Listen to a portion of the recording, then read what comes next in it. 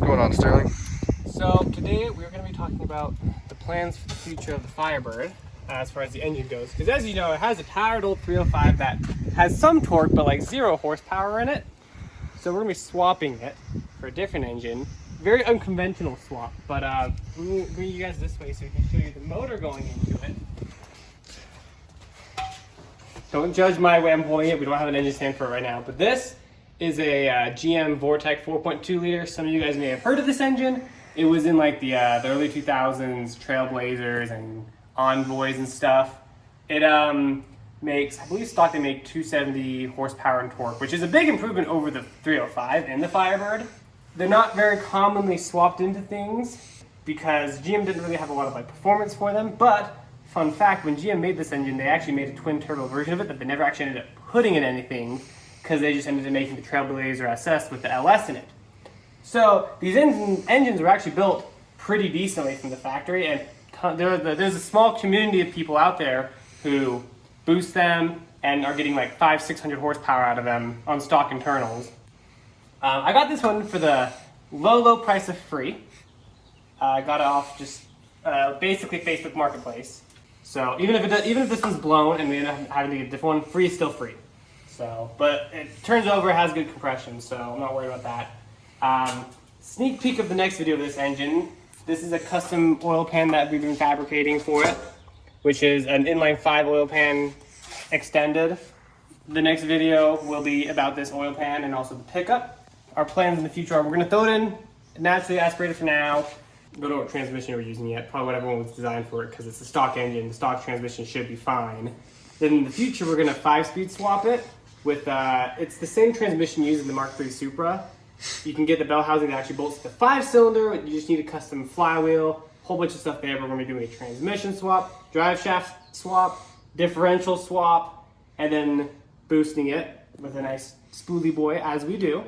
But yeah, 4.2 liters of, for the price of free, good amount of horse and torque power especially compared to what the 305 was. So the engine should sit probably around, we're gonna have to, of course this clutch, it's gonna be electric fans for the radiator. The radiator will probably have to be moved forward because it's a tall and long engine, but it should, I've measured it, it should fit in this section pretty well.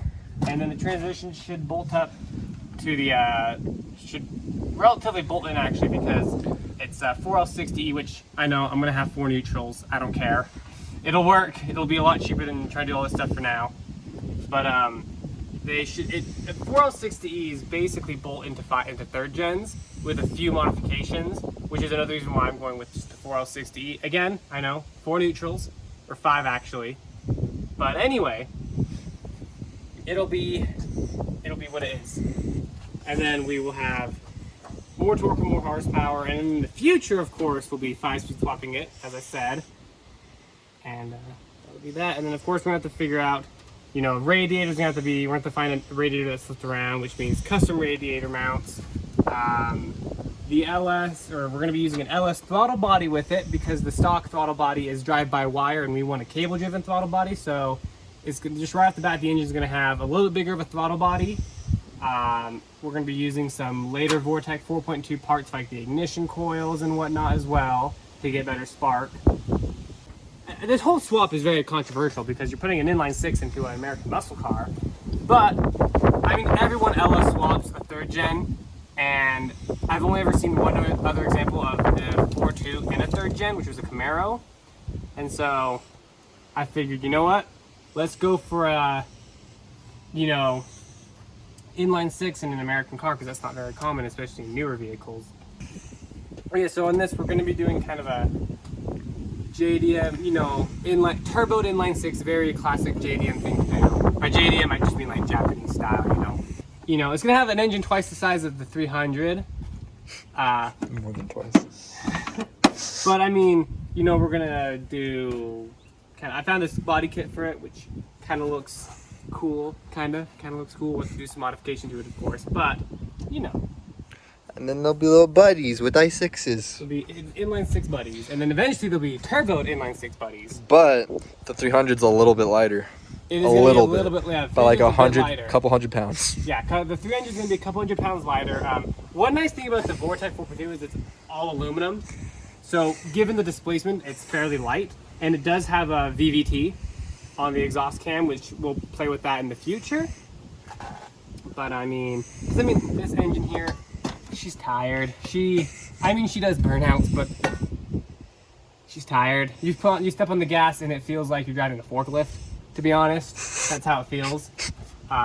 So it's like your Corvette. Like yeah, it sounds like a tractor as well, because it's got either an exhaust leak or valve tick. I can't really tell at this point anymore because it keeps going back and forth on what sound it makes. So what are you gonna do with this engine?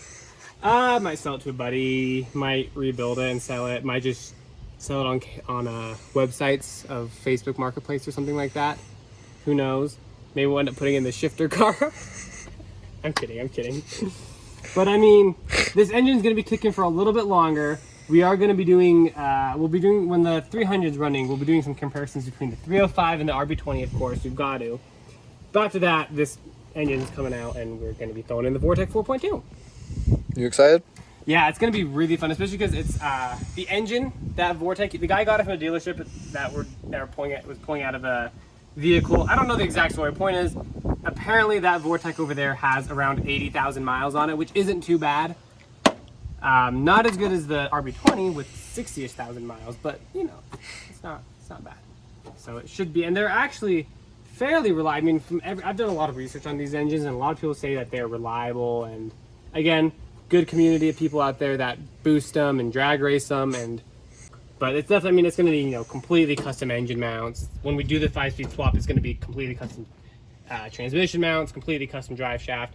I'm going to be getting a different rear end because it's just got a 7.5 in it right now, which would probably blow up under boosted power. So this engine is going to be in until we have the transmission, and then we're using the same ECU for the RB20 and the Vortec. So the engine's not going in though until the RB20 is done, and also until I have everything ready to swap it. That way we can just keep this one at least driving, because at least it can still do stuff. We're also not wanting to make it another case of the 300 where, you know, every week you're waiting on another video. We're trying to get it done as fast as we can. Yeah. Instead of it being like over a year process. Yeah. So with the Vortec 4.2, we're gonna do a video every here and then on just the Vortec engine itself. But once we're ready to do the swap, it's gonna be boom, video after video of actual swap stuff. So just over the next couple of, maybe throughout the winter, expect a couple Vortec videos here and there. I've got to do like oil pump and wiring stuff for the new ECU and a whole slew of things. So over the next couple months or however long it is, there'll be videos of the Vortec, and then I'm aiming for next spring, might be sooner, might be later. We're gonna actually pull this engine out and get the next one in within a couple of weeks, hopefully. That's the plan.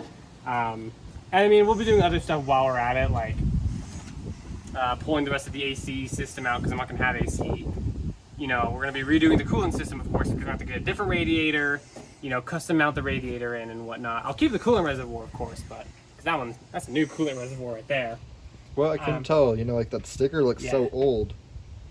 And then what else? The fuel system is going to be completely redone, and like we're going to completely clean out the whole fuel system, because I have a fuel filter going before the fuel pump on this, and it keeps filling with rust. Because if you actually look in the tank, most of it's clean. It's just there's a lot of particulate still that gets sucked up, and so I'd like to just, you know, pull this engine unit back out and just completely get all the rust out. So are you going to keep the same tank, or are you going to go to a fuel cell?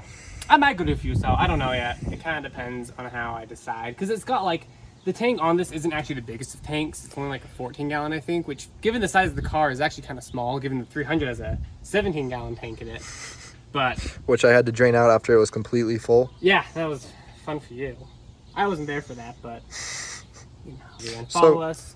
I noticed something. Oh, what's that? What's missing from your fleet? Oh yeah, guys, the Veloster's gone. So getting a new daily soon, and so we'll be doing videos of that. So right now we're kind of in this weird limbo. We don't have a whole ton of content, which is why we're doing this introductory video. But in the next, you know, couple weeks, we're gonna have loads of content, because I'm gonna get a new daily, which we'll be doing mods to, Vortec, RB20, Zach's probably gonna be getting a new daily soon as well, so that's even more stuff because we're getting the roller's got to go. It burns too much oil. It does. It burns probably 5 quarts within like 3 weeks. It's so bad. But another thing as well, just a few sneak peeks of stuff for the Firebird. Caster camber plates, because you got to have camber for the type of build this is going to be. Again, as I said, body kit, which won't be for a while, but you know. I'll be getting, of course, new shocks and stuff. I'm not doing coilovers. I'm going to be doing weight jacks, because you can do coilovers on these. It's just not good for the suspension geometry, and there's weight jack kits that achieve the same effect. It's actually better because it keeps the stock geometry. There's, of course, like, because it's a 3rd gen, you know, F body, there's, you know, suspension parts, you know, like trailing arms, all that stuff, you know, torque arms for the transmission, all that good stuff, which I'm actually going to be getting for the engine swap. I'm going to be getting a new torque arm because it will work with the 4L60E.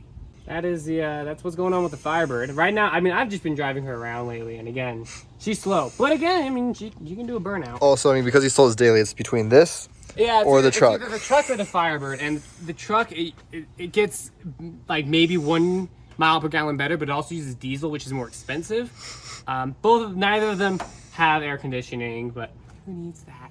I don't think my next daily will have air conditioning either, to be honest, unless I adapt it to use newer Freon or the newer refrigerant. But yeah, I mean, and just a quick, and also just that was a hint, guys. He's not gonna get another fancy car. Oh no, yeah, we're not getting a fancy car. No, not me. But he's going good old, like, you know, $1,000 car. Yeah, around there, around $1,000. That's my goal. But quick update. Also, the brakes have been working great on this. No squeaking. No, I mean, the rotors aren't actually warped, which is nice. I don't think the rear brakes work, to be honest, given the fact that I can push on the brake pedal and just do a burnout in place. One wheel appeal because it's a, you know, open diff, but you know. Got them both a little bit. But anyway, that's probably gonna do it for this video. I can't think of anything else to say, so we're just gonna leave it here. And make sure you guys like, subscribe, follow our TikTok and Instagram.